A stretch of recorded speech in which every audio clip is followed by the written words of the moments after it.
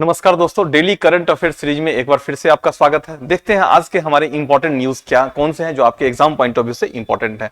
अगर first news को हम लोग देखें तो टी बोर्ड ऑफ इंडिया से रिलेटेड एक न्यूज है जो कि काफी महत्वपूर्ण है।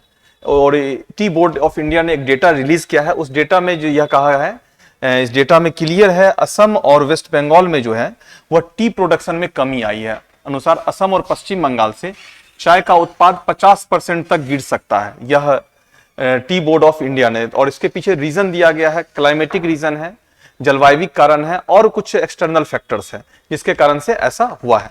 तो ऑब्वियस सी बात है, अगर चाय का उत्पादन कम होता है तो भारत जो है चाय का निर्यातक देश है, महत्वपूर्ण निर्यातक देश है, एक्सपोर्टर कंट्री है। तो चाय का उत्पादन अगर कम होता है तो हमारा जो है एक्सपोर्ट वैल्यू कम होगा, एक्सपोर्ट वैल्यू कम होगा तो विदेशी मुद्रा जो फॉरेन करेंसी का इनफ्लो है आने वाले दिनों में वह क्या होगा, उसके ऊपर नकारात्मक प्रभाव पड़ने की संभावना है। तो आप इसको इस डायमेंशन से भी देख सकते हैं। फिर दूसरा इंपॉर्टेंट पार्ट होता है जहां से क्वेश्चंस पूछे जाते हैं, भारत में चाय जो है वह कौन कौन से उत्पादक क्षेत्र हैं। क्वेश्चन देखेंगे, प्रीलिम्स में पूछा भी गया है। मेजर चाय प्रोड्यूसर स्टेट्स कौन कौन से हैं, आप देखेंगे असम है, वेस्ट बंगाल है, तमिलनाडु, केरला, कर्नाटक, ये सब क्या है, मेजर टी प्रोड्यूसर स्टेट्स हैं। एक और चलते चलते इंफॉर्मेशन इंपॉर्टेंट है, ITB Indian tobacco Indian tea board of India का जो है टी बोर्ड ऑफ इंडिया का जो हेडक्वार्टर है वह कहां है, वह कोलकाता में है। ठीक है, यह इंफॉर्मेशन है। लेकिन अगर चाय की बात करें तो इसके भौगोलिक चीजों को नहीं समझे तो गलत बेकार हो जाएगा। तो चाय के भौगोलिक चीजों को समझने के लिए आप समझिए, चाय क्या है, एक ट्रॉपिकल फसल है। और चाय जनरली टी का प्लांटेशन वहां होता है स्लोपी। चाय के लिए जो बेसिक कंडीशन चाहिए वह क्या चाहिए, स्लोपी सरफेस चाहिए, ढालनुमा सतह चाहिए जिससे वाटर लॉग्ड ना हो। जल जमाव की स्थिति चाय के लिए हार्मफुल होती है। वाटर क्या हो, वाटर हो, पानी की आवश्यकता होती है लेकिन पानी जमाव ना हो, पानी क्या हो, ड्रेन हो जाए, तेजी से वह बह जाए। इसलिए चाय का जो प्लांटेशन होता है जनरली वह कहां होता है, स्लोपी एरिया में होता है। तो ये सारे कुछ इंपॉर्टेंट इंफॉर्मेशन है जो कि टी से है। और चूंकि टी बोर्ड का यह डेटा आया है तो हमें जरूर देखना चाहिए। और चाय इंपॉर्टेंट एक्सपोर्ट आइटम है भारत का, तो इस पॉइंट ऑफ व्यू से भी हमारे न्यूज क्या हो गए, इंपॉर्टेंट हो गए। चलिए दूसरा न्यूज देखते हैं। दूसरा न्यूज क्या कहता है, हाल ही में इंडिया वॉलेटिलिटी इंडेक्स 21 में क्रिटिकल स्तर से भी ऊपर चला, जो शेयर मार्केट से जनरली संबंधित है, या जो भारत के शेयर बाजार में बढ़ती वॉलेटिलिटी का संकेत देता है। इंडियन वॉलेटिलिटी इंडेक्स एक मापक है जो बताती है कि अंडरलाइनिंग इंडेक्स में निकट भविष्य में कितना उतार चढ़ाव होगा। यह भी न्यूज है, इंपॉर्टेंट है, लेकिन चूंकि बीपीएससी में ऐसे क्वेश्चन पूछे जाने के ट्रेंड कम है इसलिए बस इसको जानना है, बहुत ज्यादा इसमें डेप्थ में जाने की जरूरत नहीं है। नेक्स्ट क्वेश्चन जो है वह इंपॉर्टेंट है क्योंकि डिफेंस एक्सरसाइज से हमारे क्वेश्चंस होते हैं। तो डिफेंस एक्सरसाइज में एक तर्कस सैन्य अभ्यास है जो इंडिया और यूएसए के बीच हुआ है। और इंडिया और यूएसए के बीच ज्वाइंट काउंटर टेररिज्म एक्सरसाइज यानी Tarkash, joint counter terrorism exercise है इसका फुल फॉर्म, तर्कस सैन्य अभ्यास कोलकाता में संपन्न हुआ है। कहां हुआ है, कोलकाता में। यह सैन्य अभ्यास किसके किसके द्वारा हुआ है, यह सैन्य अभ्यास भारत के राष्ट्रीय सुरक्षा गार्ड एनएसजी और अमेरिकन स्पेशल ऑपरेशन फोर्स के बीच आयोजित की गई। तो इसमें इंपॉर्टेंट है, तर्कस क्या है, वह डिफेंस एक्सरसाइज है जो इंडो में US joint counter terrorism exercise है। यह कहां हुआ है, तो यह कोलकाता में हुआ है। दोनों ही पॉइंट आपके एग्जाम पॉइंट ऑफ व्यू से क्या है, इंपॉर्टेंट है। क्वेश्चन न्यूज नंबर 4 देखेंगे तो यह भी एक इंपॉर्टेंट घटना है। लद्दाख के क्षेत्र में अरोरा बोरियलिस की घटना हुई है। अरोरा बोरियलिस की घटना लद्दाख के आसपास के क्षेत्र में देखने। अरोरा बोरियलिस क्या होता है, जब सौर्य फ्लेम वायुमंडल में आता है और वह तेजी से जल उठता है। तो वायुमंडल में किस लेयर में आके जल उठता है, तो आइनोस्फीयर में।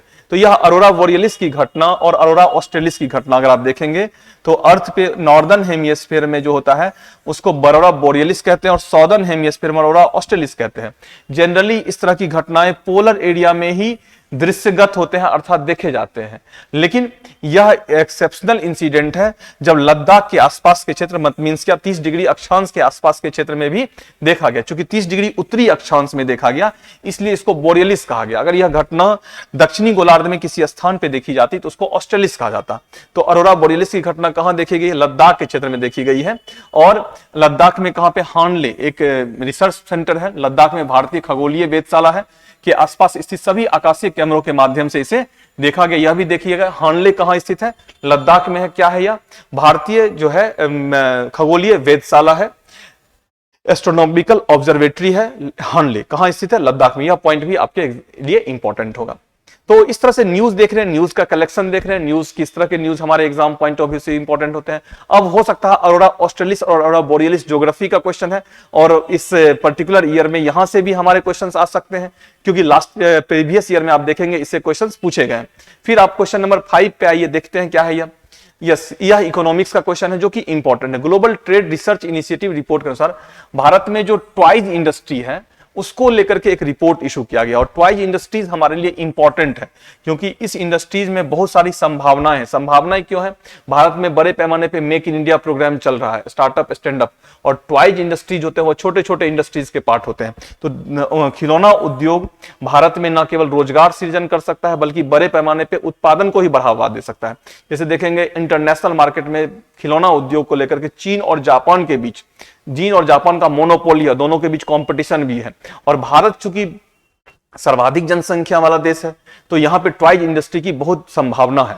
तो उस पॉइंट ऑफ व्यू से यह रिपोर्ट, और इस रिपोर्ट से क्या पॉसिबिलिटीज आता है, यह मेंस के लिए भी आपके लिए इंपॉर्टेंट होगा। तो क्या है, इस रिपोर्ट के अनुसार भारत वैश्विक खिलौना व्यापार में सीमांत स्थिति रखता है। निर्यात में केवल 0.3% हिस्सेदारी और आयात में 0.1 ही है। जो एक्सपोर्ट होता है उसमें केवल 0.3% का कंट्रीब्यूशन है किसका? इंडिया का, और जो इंपोर्ट करता है वह कितना है? 0.1% का है। वैश्विक खिलौना निर्यात में भारत केवल 0.3% की हिस्सेदारी के साथ 27वें स्थान पे। क्या इतना पोजीशन है? 27वां पोजीशन है, ठीक है। और खिलौना आयात में कौन सा पोजीशन है? 61वें पोजीशन है। मींस निर्यात में परफॉर्मेंस हमारा बेहतर, जो कि और बेहतर हो सकता है, हम टॉप पे भी पहुंच सकते हैं, क्योंकि हमारे यहाँ क्या है, जनसंख्या अधिक है, क्रियाशील जनसंख्या अधिक है। खिलौना उद्योग जो है उसके लिए बड़े बड़े मशीनरीज की जरूरत नहीं होती है, छोटे हैवी इंडस्ट्रीज के रूप में यह एस्टेब्लिश हो सकता है। और भारत सरकार की नीति है make in India, startup India और स्टैंड अप इंडिया में यह बहुत इंपॉर्टेंट हो सकता है। तो भविष्य में खिलौना उद्योग की संभावना है।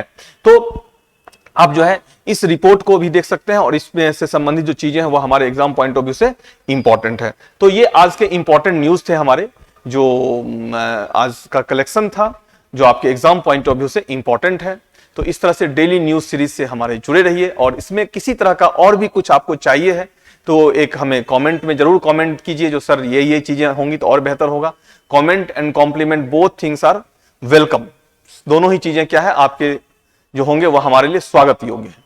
चलिए, तो इसको यहीं रखते हैं, कल फिर मिलते हैं सेम टाइम नेक्स्ट न्यूज और नए करंट अफेयर्स के साथ आपके एग्जाम पॉइंट ऑफ व्यू से, जो कि इंपॉर्टेंट है। Thank you, thanks a lot.